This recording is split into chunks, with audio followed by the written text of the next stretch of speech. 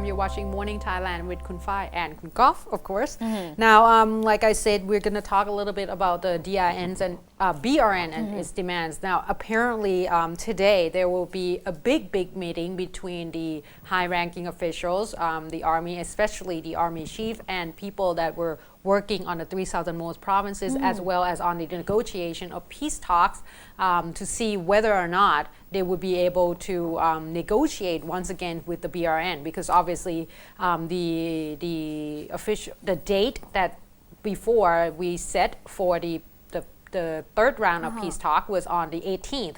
However, due to the fact that prior to that, BRN came up and with 5 demands, saying that without fulfilling that 5 demands, peace talk would not move on. So at this point, we have passed that deadline already in terms of peace talk for the 18th. So I think we're still waiting to see whether or not what kind of conclusion will come up for today.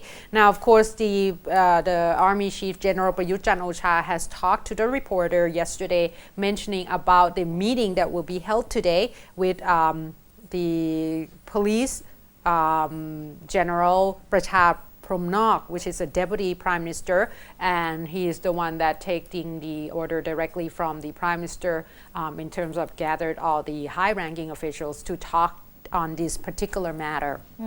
Now they say that the 5 demands will be discussed today, and hopefully they will be able to talk about the demand or the argument or that the BRN has claimed that the Thai official has actually creating or instigating all the violence during Ramadan.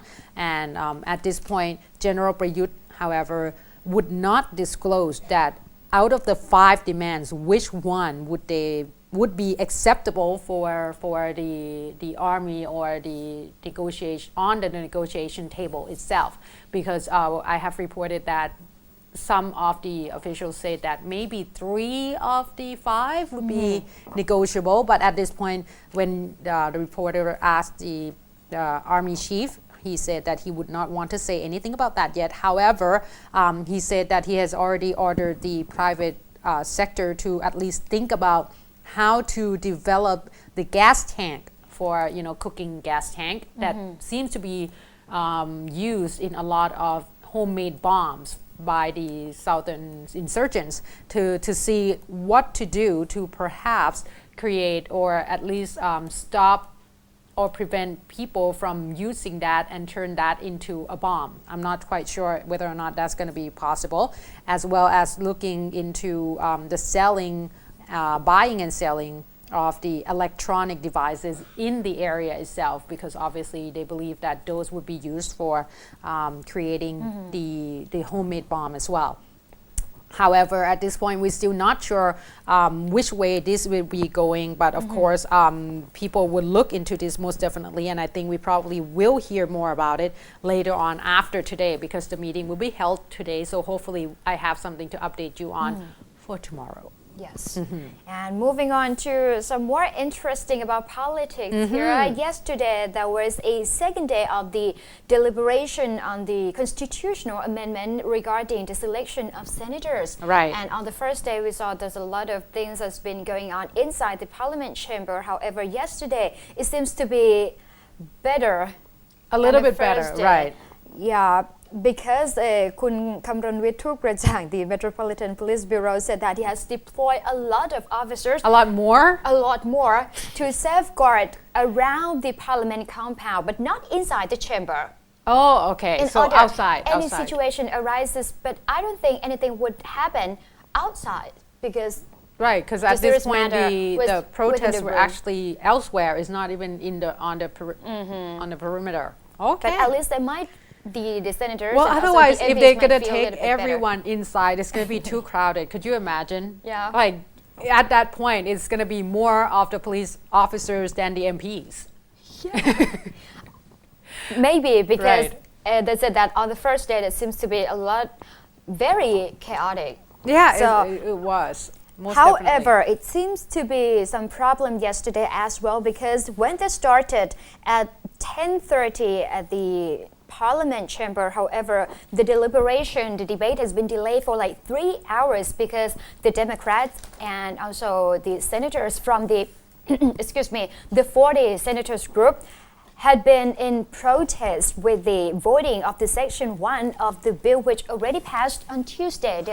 They still talked about that because they might be passed with like some suspicious method, and also they protest the House Speaker คุณสมศักดิ์ เกียรติสุรนนท์ and also the Deputy House Speaker คุณนิคม ไวรัชพานิช who acted as the debate chairman on the first day, that they lack impartiality, and the two of them were the real cause of chaos. Okay. Because they didn't let the 57 MPs speak on the first day. However, yesterday seems to be like compromisation because the 57 MPs who were registered to speak in the parliament were allowed to debate. Oh, that's good. And when the debate really started at 1:30 p.m., คุณธนาชีระวินิจ the Democrat MP stood up and talked about the selection of senators. He said that it shouldn't be aborted because when people selected senators, it seems that seems to be they had to be in the political party. Oh, okay. And that's when there's some suspicious activity going on, including the bribery, the lobbying. Okay. And when you selected senators from various organizations with special expertise or skill, you got the people with real skills, and also they were willing to work for the people. Okay.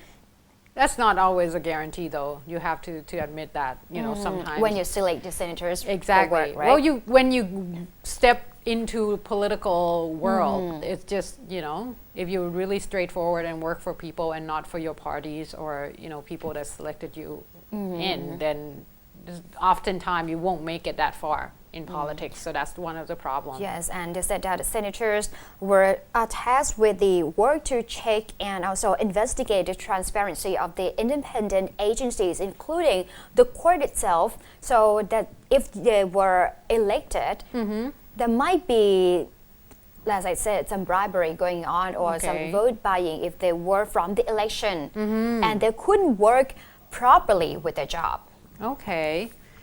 This is it's getting to be really hard, and I heard that it was 12 hours yesterday that it was ongoing, and I believe still continue into today as well. คุณสมศักดิ์ เกียรติสุรนนท์ the House Speaker, said that he was very bored of the situation inside the chamber. However, he has to put up with it.